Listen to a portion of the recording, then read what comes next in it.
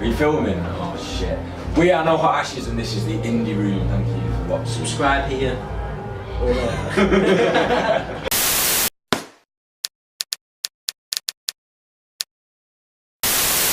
Hello and welcome back to the Indie Room. My name is Joe and I'm in a kitchen once again, but I'm privileged to be sitting here with one of the finest upcoming bands in the UK, No Hot Ashes.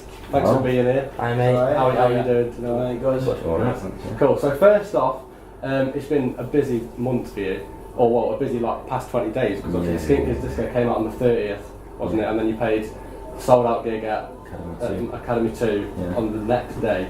So first question, how did that go? And obviously, I'm sure you've been asked before, did you expect to sell it out or whatever? But when it actually came to the gig, did it go as well as expected? And were you nervous beforehand? I think with the Academy 2 gig, it was, I mean, we'd done a few Manchester shows before, and we were trying to get bigger and bigger with them every time kind of thing. So we knew we were going to sell it out, really. We were really confident. We sold out like a month before, so we had like a nice month to just relax. Yeah. So we were pretty confident with that. And it went well, didn't it? I mean, it's a bit of a blur, really. I shit myself. I was shitting myself. Before it is scary because it's just 1,000 people. We've never done that before, you know what I mean? So it is scary, Yeah, and like, obviously the day before the EP came out, was that as well received as you expected? Because obviously we'd already heard 2 songs from it, released as singles. Yeah. Do you think people took to Bad Crowd as well as you liked them to? I am unsure. It was really well received on the day. Like it was very anticipated by like our fans. Like we don't really release enough music. Yeah. And, like we'll admit that. Yeah. And they were just moaning constantly. I was like, give us more music. So we gave them more. I mean, Bad Crowd. I think we love it. It's like our favourite song. I think we love it to bits. And we've kind of heard off different people, different things. But that's the point. We're trying to put out as much different stuff as we can. It is different. And that's the point. You know what I mean? Either get with it or don't. Kind of thing. We don't really care. we like it. We like it. So jumping into like the history of the band, you've been around like quite a long time. I mean, in research for this, I was like watching an interview from 2013. Like, because obviously I've searched on YouTube. And there's only a couple there. Yeah, it was just.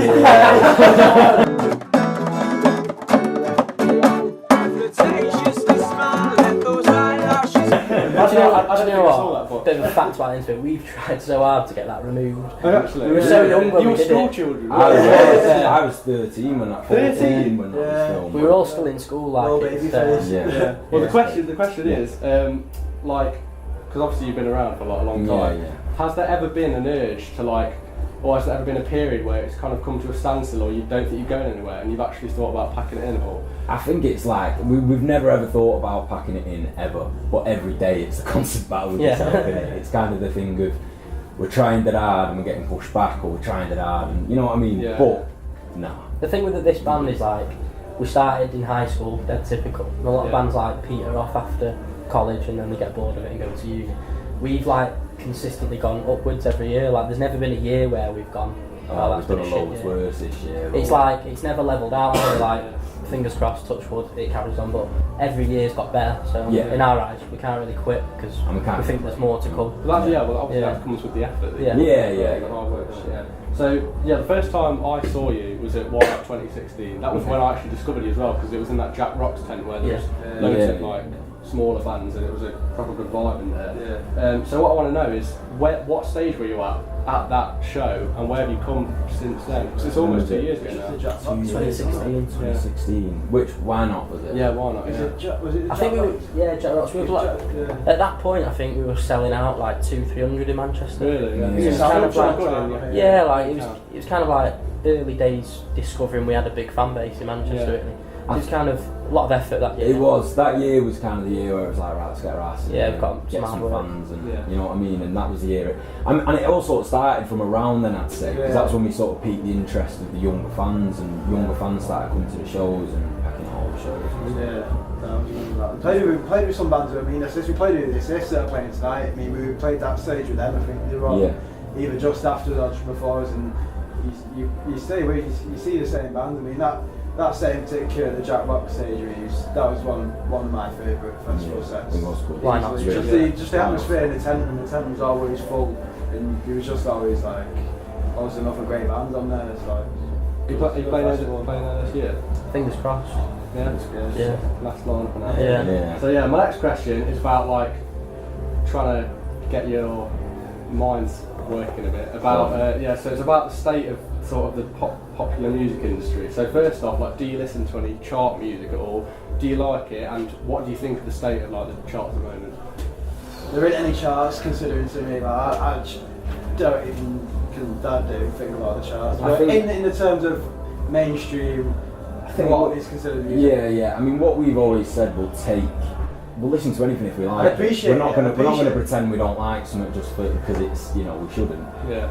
So there's loads of stuff we did, you know, popularised music now at the minute. I think like with grime and things like that are happening, which we're all fans of. You know what I mean? And I think it's things like that are really good. You know what I mean? Popularising the kind of counterculture little genre like that. That's really cool. But then everything else is try. Most of it's just. It's all right. I think when you're in a band, you don't really think of like chart success. No. No. Because it's just, well, it doesn't mean anything to it. It means things to like radio stations and stuff like that. But to us, it's like you don't set out to be a band to get Number one. charts. Yeah. If someone's amazing and like you know, you wouldn't say no to it. Like It's about you work it. Yeah. Yeah. There's more to it. But if you were to get big, well, first off, would you rather stay more underground, or would you rather be in the charts? Obviously you're going to get a lot of money. Yeah. I mean, I think that what we've always said is we just want to do the music. We want to do the music, and we want to be paid enough to get by on, and that's it. Just like a normal job. We just want enough to live in a flat and it's not fame and greed. You know what I mean? So wherever that takes us, we're not fussed if we're in the charts or we're not in the charts, or we don't care who cares about us really. It's more just getting out there and showing everyone what we've got. What's quite nice is we've kept this attitude for quite a while, and it's paying off. Yeah. It's quite nice to like, we've not had to like go out there and say we want to play arenas, we want to be in the charts, we don't want to be famous. We've never said that, but we're getting the fans. That's nice. Like, we're quite true to ourselves. So if you were to get to that level, like if you were a massive band, like say the Oasis or the Libertines were back in the day, where they were like, you know, made national newspapers and were like, you know, had their every move scrutinised, paparazzi at the front door, do you think you'd like that? We wouldn't handle that well, I don't think. We're all quiet. I mean, I wouldn't say we're quiet people. You get us with a group of mates and allow us who we like to be, but you know what I mean? We're not like fame hungry people. It's not for us, I don't think. But if it happened, it'd happen. We'd have to deal with it, I guess. But I think it's something you don't ask for, it just kind of happens, and if it happens, you deal with it. I don't think we're interested enough anyway. We like sweating gigs too much. Yeah. Cool, so in an age where everyone wants to be a rapper, because that's what it is these days, isn't it? Like SoundCloud rap and rock music, as we know, ain't in the charts. What do you think the appeal is of being in a band still? I don't even know. I would agree with that initial statement. Anyway, I don't think everyone wants to be a rapper. I think I think grime and generally SoundCloud rappers. It's so easy to stereotype the new generation of hip hop music. I wouldn't call it hip hop myself, but that's the sort of where everyone is going with it, and I don't know. I think the appeal of being in a band probably is that everyone thinks it's leather jackets and sex and drugs and all. It's just not. It's more Ready Breck and staying 7 hours in the van. So the only reason to get into it is if you enjoy playing the music you like. Yeah. You know, and you take what comes with it. You just take the shit. For every wannabe SoundCloud rapper, there's a kid in his bedroom with a guitar. There's always going to be that. And related to that, with like the new age of people who just make music on the internet, they don't necessarily have to play live. They can get famous off just like viral videos. Viral videos. So how important do you still think live music is? Do you think it's still relevant, especially in rock music? Do you think it still needs to be? I think. I mean, I can respect every artist out there. You know what I mean? If they're doing it right and they're staying true to themselves. So whether they're playing live shows or not, or whether they're just sat in the bedroom garden, digital audio workstation and tapping away for 10 hours, I don't think it's anyone's issue. But I do think bands need to be out there playing shows. There's quite a few bands that we know that just don't. They just don't gig enough. They do about 5. And I think that's the only way it's the only way we know. That's the only way we built a fan base, just playing it every Everyone's weekend. going to have their own path, but ours has been hard graft, late nights, driving early hours and gigging a lot. And like you say, we respect anyone regardless of, you know, what path they take. If you work hard at what you do. Yeah. Has it got What? So the Skink Kids Disco EP contains a track called Bad Crowd, yeah? The new one, wasn't the single. Yeah. And in that song, you mentioned the stories. So I was going to relate to that. What's your opinion on the current state of British politics? And like, oh no, mate, this will be a long interview. Everything that's going on at the moment. That question. What do you want? Yeah, I know. I mean, I ate them all. For a What's start. not going on? I think Theresa May's great out of order. She's on my base today. Hot on it. Oh yeah? You've got a picture of Theresa May. Yeah, She's like a demon. Yeah, she's got black ink coming out of her eyes. No, not support that. I don't know. If we really want to do political discussion, we can do 60 minutes here, but I don't think it's the best at it. Fuck the Tories. Just go Keep it simple. Yeah. So final proper question is what I normally like to do when I interview a band, because normally when I interview a band, as is the case for you, I'm a fan as well. Yeah. So when I got the chance, I think I might as well delve deep into the creation of a song and how it was like made up and whatever, where it was written, how it was written. So the song I've chosen is 8 Till Late, because it's probably my favourite, to be honest. That's an interesting one. That we normally have a goose, don't we? Yeah, well, I mean that's the first one, Yeah, the most yeah. streamed or whatever, Yeah. but I really like 8 Till Late. So do you remember what the first idea was for that was, how it was put together? Yeah, And, right. and Just let me how remember you all lay in that. the bits. Was it one of you that wrote it? Was it one See, of you? well, what usually happens is, I mean, which bit did we have first? Because I remember there was a bit. It was Luigi's melody and your chords. I started with guitars. It usually starts. First point. I mean, any song usually either starts with one of us coming with a bit, or me coming with a written song, and then us just adding bits. So, I mean, 8 Till Late. I really don't know. I don't know. I still remember the crafting of that song.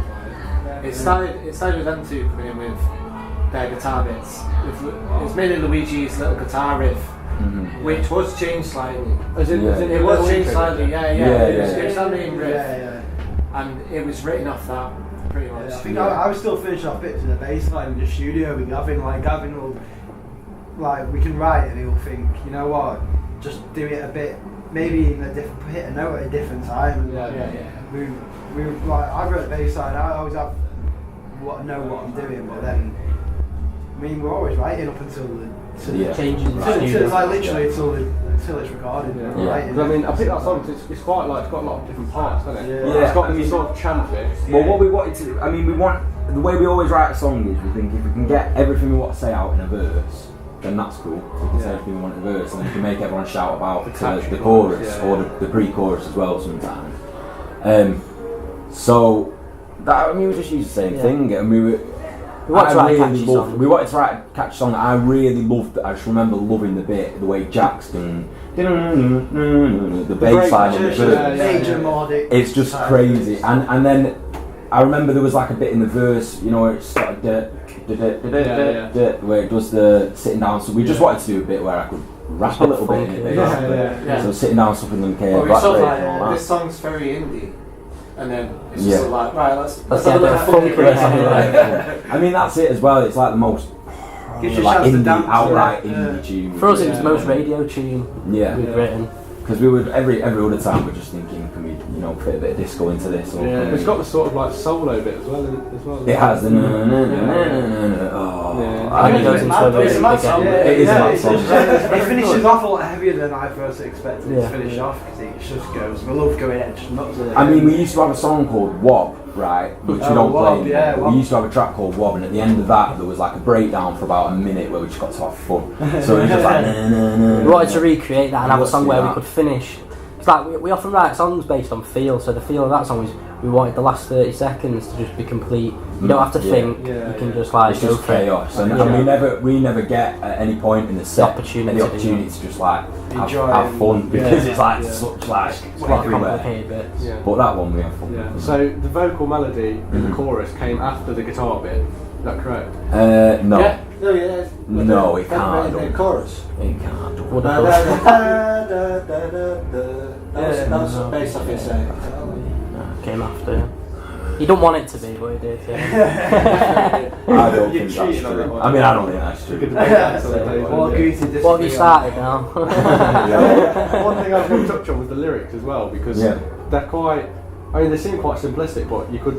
Yeah, I mean, they cut quite deep as well. Yeah, it's almost about like mental health in a way, isn't it? Like, yeah, 8 till 8 was kind of. I mean, the way I've always tried to write tunes is dressing up quite a depressing subject in a happy kind of.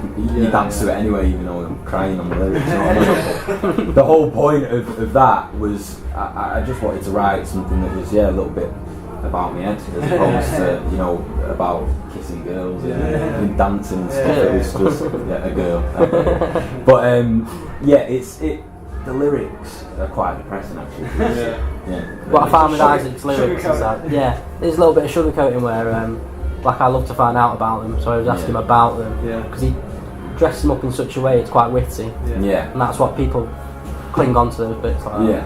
I mean, it's like I'm kind of writing in a way that everyone I know who doesn't have no money and is just trying to get by, I'm writing in such a way where it's like, but it's alright, you know what I mean? It's like, all this is shit, but it's a laugh at the end of the day. I can have a drink, I can chill out, you know what I mean? It doesn't matter, so that's the point. Yeah, very nice. Right, so the last thing I'm going to do is I'm going to ask Matt to pass me that green pouch. Give it a mix. No bias here, no bias here. Right, who wants to do the honours and pick a random question from the book? And then I'll have an answer from all of you as well.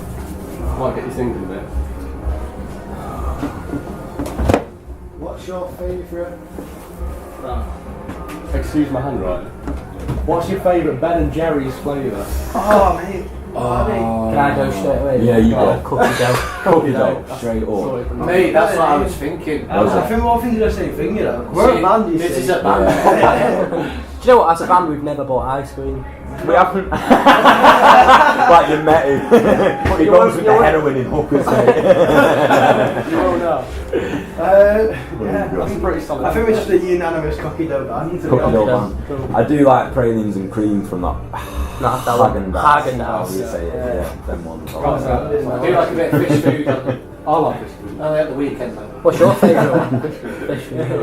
Fish food's good. They're all pretty nice, aren't they? Yeah.